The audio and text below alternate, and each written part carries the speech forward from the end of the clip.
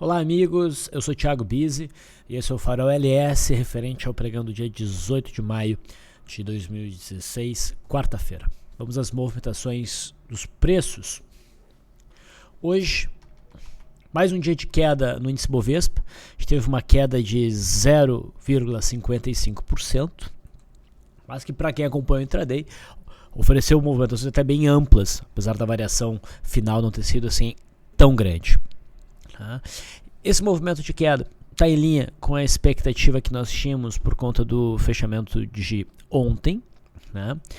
E nos dá, né, um reforço até na percepção de rompimento do suporte por volta aqui dos 51 mil pontos. Aqui é uma região um pouco mais ampla, né, porque vai aqui dos 51 mil pontos até a mínima do dia 9, por volta dos 49.900 pontos, mais ou menos. Né? Por que esse ponto é importante? A gente já discutiu isso outras vezes. É importante porque é a confluência entre a LTA do canal de alta vigente, né, e o ponto crítico de suporte que vem do fundo, que foi marcado aqui no dia 9, foi aquele dia que o mercado deu um belo mergulho, porque anularam, né, temporariamente o impeachment. Esse é um ponto de memória muito importante para o mercado, e seria no rompimento da mínima desse pregão, do dia 9, né, que se confirmaria um cenário de pivô de baixa para o gráfico do índice Bovespa. Tá? Já está com toda a cara de zigue-zague descendente, já tem a média de 20 períodos virada para baixo, né, os preços abaixo da média móvel de 21 períodos, e o mercado agora operando abaixo da LTA, né, e hoje, né, os preços fechando mais claramente abaixo desse ponto crítico de suporte. Então já está com uma cara de mercado baixista, né, e a gente já vem buscando operações nesse sentido. Bom, a expectativa então para o pregão de amanhã é provavelmente continuidade desse movimento. Reparem que no gráfico do mini índice, no diário, né, o mercado também vai perdendo aqui perigosamente a LTA, e hoje foi um dia de maior volume. Né? Quando o mercado acreditar realmente que esse patamar foi rompido, a gente deve ter um candle mais forte de baixa. No intraday, o dia iniciou com um movimento de queda. Nosso alvo era a faixa aqui dos 50.580, mais ou menos, que é o ponto crítico de suporte, veio do dia 9. Mas o mercado não chegou lá, chegou próximo, depois fez um bom movimento de alta e acabou na parte final do pregão pesando novamente. Então foi um dia bem bagunçado, mas deu para buscar aí algumas operações. Acompanhando o início do pregão, a gente teve o início de pregão, um gráfico mais curto aí de 2 minutos, abaixo de uma zona, né, todas as médias acima da abertura do preço, abaixo dessa zona de suporte, candle baixista, ele foi acionado. O mercado fez um movimento de alta, testou a máxima desse candle aqui, acabou respeitando. Aqui foi um ponto onde a gente iniciou operações na ponta vendedora. Tá? Aqui a gente encerrou um pouquinho de operações. No momento que o mercado perdeu essas mínimas aqui, como se fosse uma bandeira, a gente acrescentou venda. E a gente ficou vendido até que o mercado fez essa barra mais forte, queda, as bandas fecharam e a gente teve o rompimento dessa máxima aqui. Aqui a gente fechou as posições. Nesse momento a gente estava entrando, né, no fechamento da primeira hora, que é um horário que a gente costuma realmente ter uma virada de direção, e o mercado virou.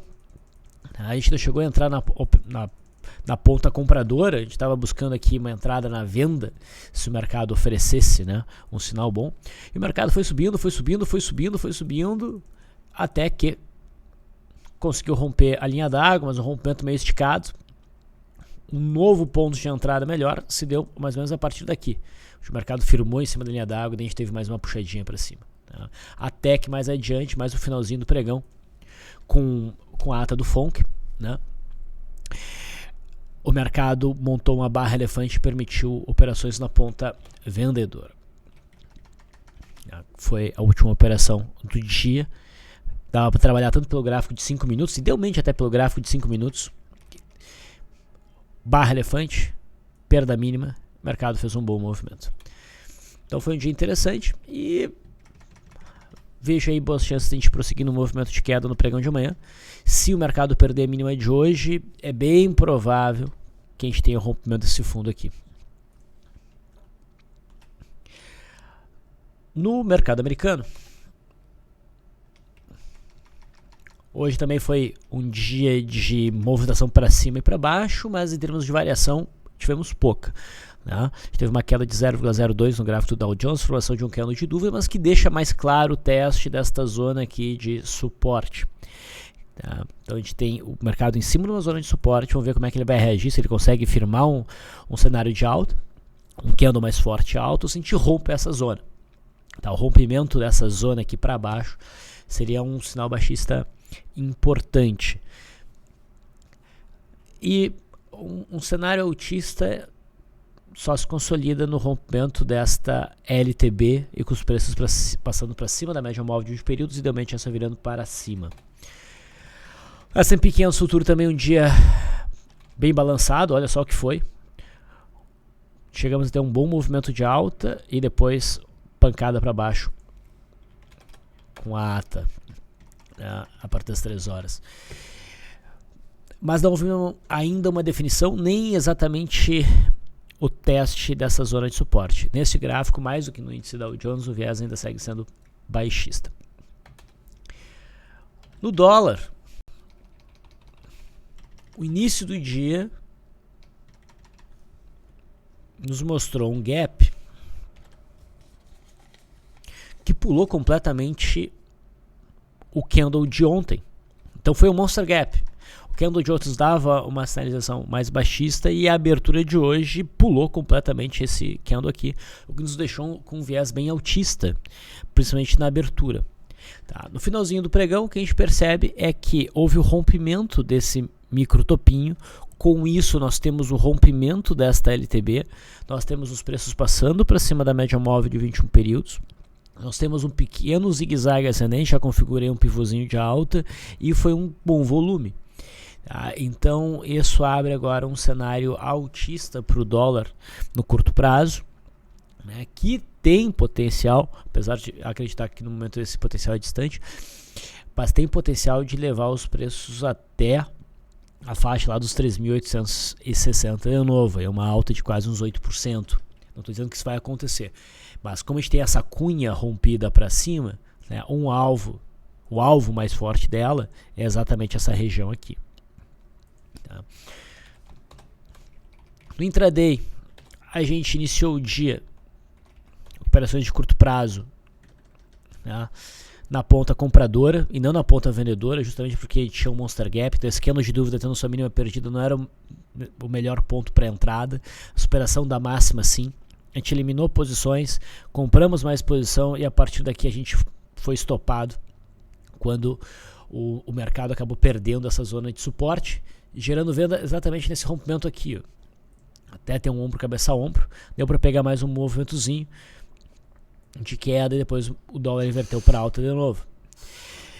Só vai ficar claro um cenário para trade de novo nesta barra elefante. No final das contas, o dólar fechou deixando uma mensagem bem altista. A mínima do dia de hoje, as proximidades da mínima aqui em 3.536 é um patamar de suporte agora bem importante para o dólar no curto prazo. Tá? Então, a gente conseguiu o rompimento desse topo que a gente havia mencionado ontem, que era importante ter um processo de zigue-zague acima dele, nós temos. Tá? E agora a assimetria do dólar ela é bem altista. Ok? Então a gente passa a ficar mais orientado para a compra no dólar no curto prazo. O juro chegou a subir de novo, mas não chega a gerar nenhum setup na ponta compradora. Tá? Então a gente segue apenas observando.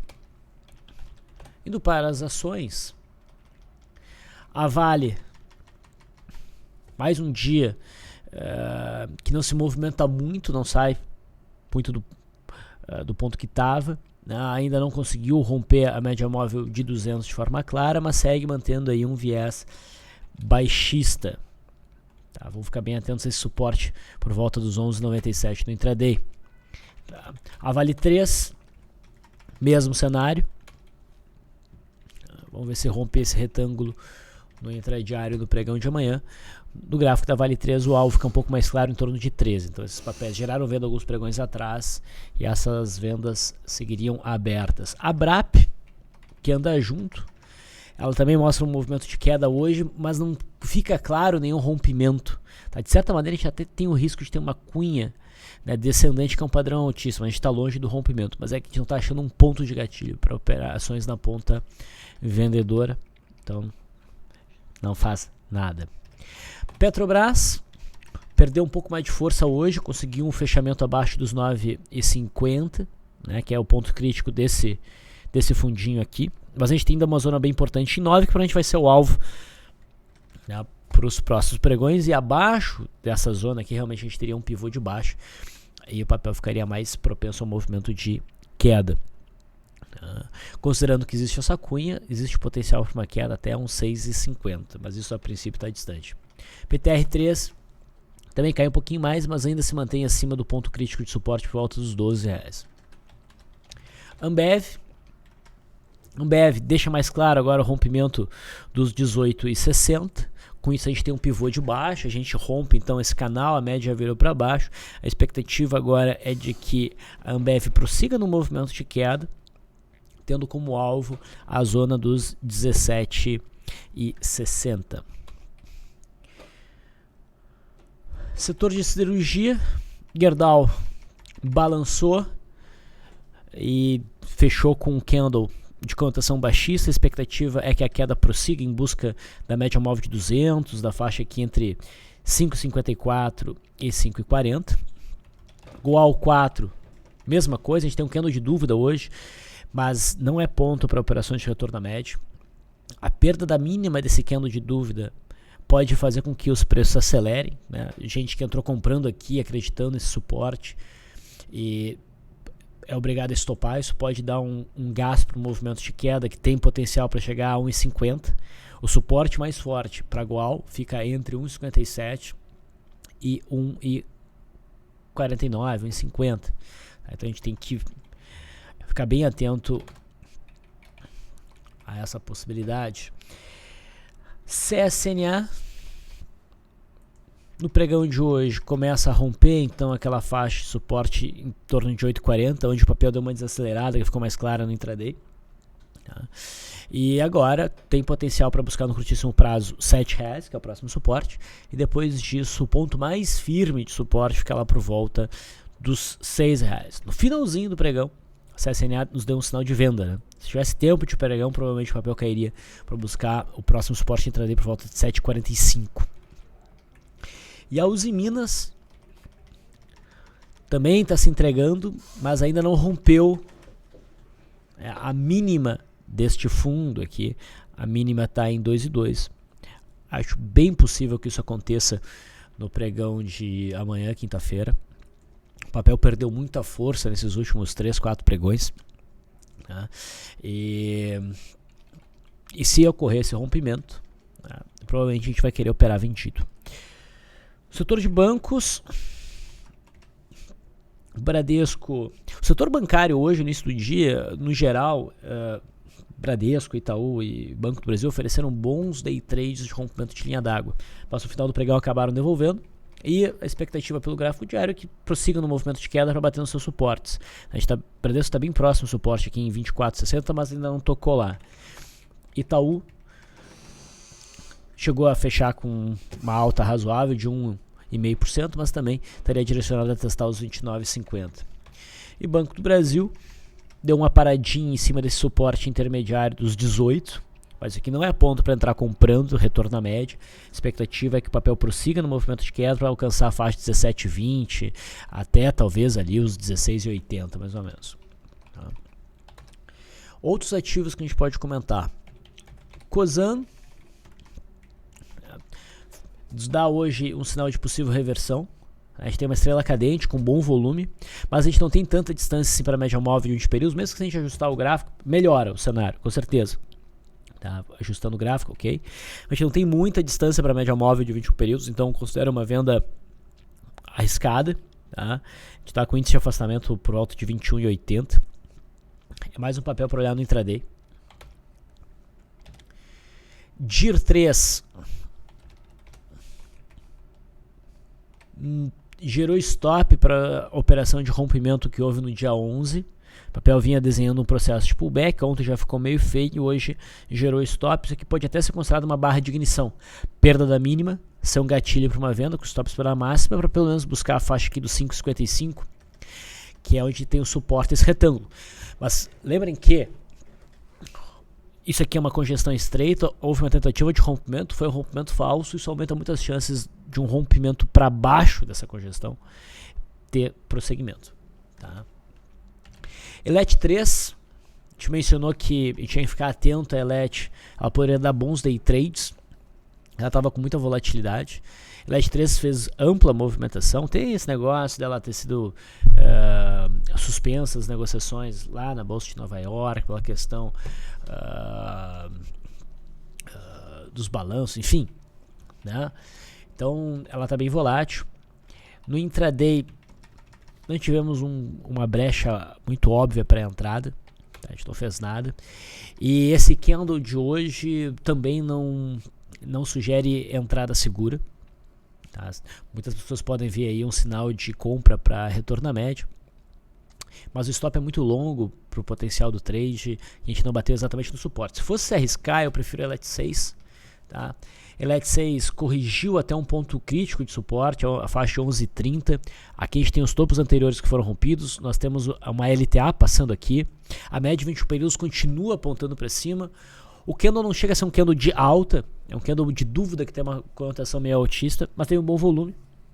Talvez seja o papel a olhar, pelo menos a gente vai olhar no intraday, se não quiser fazer a operação de swing trade, que seria na ponta compradora. Tá? Aí não tem venda, se for alguma coisa é compra. Falamos de FER 3 ontem, né, que havia rompido um ombro, cabeça-ombro de longo prazo, né, que já era perceptível também pelo gráfico diário, estava muito caro, uma entrada aqui ficava complicada, se tivesse uma correção de volta para 1,82 a gente poderia pensar numa entrada, e teve essa correção, o papel fechou ali, esse é o problema, não só corrigiu ali, como ficou ali, o ideal era que só tocasse e voltasse, e também tem muito volume nessa venda, então melhor não fazer nada. E agora no semanal, como a gente falou ontem, né, a gente não pode dizer que a gente tem um rompimento deste padrão. JBSS 3 chegou a acionar o cenário de possível venda, né, pela perda do Dark Clouds de ontem, ainda não fluiu para baixo. Foi um papel a risco hoje, a gente mencionou um Opening Power Breakdown, que foi acionado logo no início aqui nos primeiros negócios, só que o papel acabou indo na direção oposta e teria gerado stop acima dessa consolidação. A gente estava bem atento no pregão de hoje para buscar o rompimento de um primeiro movimento exótico aqui. O papel tentou, mas não conseguiu romper. Tá? E bem, com essa movimentação até acho que o papel vai para baixo, mas seria bom de ver o rompimento no intraday dessa zona aqui. Tá? Mills foi um papel que recentemente teve uma operação, né, que já foi encerrada, agora volta para o ponto de rompimento, né, a faixa de 4,45 mais ou menos, o candle de conotação altista, até poderia ser uma compra por correção, mas eu gostaria de ver um sinal um pouco mais forte, o volume não foi tão grande, o candle não é tão altista, eu preferiria esperar um candle branco, né, idealmente com máximas e mínimas mais altas que o candle de hoje, para daí realmente usar isso como gatilho. Mais ou menos o mesmo cenário da SUSB5. Né? A gente vem acompanhando a SUSB5, a gente teve o rompimento desse pivô de alta, um movimento corretivo, né? Um candle aqui preto, que poderia ser trabalhado como um gatilho para uma entrada na compra, mas o ideal era esperar um candle mais forte, um candle mais firme, e esse candle aparece hoje. Né? A gente já tem mínimas e máximas mais altas, entrou um pouquinho mais de volume, e enfim, o candle é mais bonito, a gente poderia usar a superação da máxima desse candle aqui com uma entrada com stop abaixo da mínima. Então esse é um trade possível. MRV3 está fazendo o que talvez a DIR 3 possa vir a fazer. MRV3 tinha uma zona de congestão, houve uma tentativa de rompimento aqui que foi frustrado, o mercado vem caindo e agora está rompendo o suporte dessa congestão e ganhou um pouco de volume hoje. Então, se não conseguiu romper para cima, é bem possível que consiga romper para baixo. Então esse papel pode realmente dar uma acelerada para baixo. Eu sei que pagou proventos, tá? Então se a gente ajustar o gráfico, a gente ficaria em cima do suporte. Não acho que seja um cenário ótimo, a gente também está um pouquinho esticado. Eu prefiro esperar algum tipo de pullback e retomada da queda para realmente pensar em vendas, mas vale o alerta aí para a situação do papel. O pessoal pediu para a gente falar de Rumo.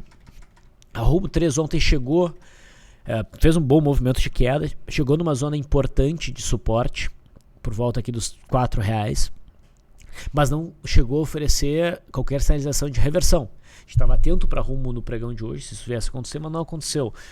Rumo seguiu em queda e agora está perdendo essa zona de suporte, começa a perder essa LTA. E não temos ainda um pivô de baixa, mas o papel tem um bom espaço para cair, tá? Então não é legal ficar posicionado na ponta compradora. Para aquelas compras que foram feitas a partir aqui do dia 26, tá? Por volatilidade, vamos ver aqui, a gente tinha um alvo de 12%, tá? Então vamos ver, a gente teve uma alta de 7,78, não alcançou a RP. Passou mais de 10 candles, a gente poderia ajustar stop, isso é uma regra do método Leandro, e a gente sofreu stop, deixa eu lembrar, acho que foi na perda da mínima do dia 11, tá? Se não sofreu stop aqui, tá? Com certeza a gente tinha que sofrer um stop na perda da mínima do dia 13, tá? Porque valeria a pena tu sair dessa operação e reentrar se o mercado fosse capaz de romper essa região aqui.